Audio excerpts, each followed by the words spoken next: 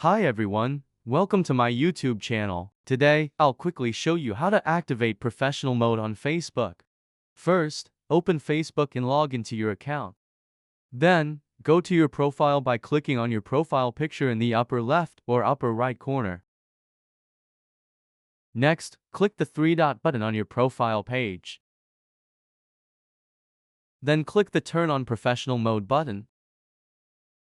Scroll the page all the way down and click the Turn on button again. Most of the next steps depend entirely on your personal preferences and desires, so you must decide for yourself. I don't want to mislead you. After completing all the steps according to your preferences for using professional mode, you will see the message "Congrats, you are ready to start using professional mode." Professional mode is now active on your Facebook account.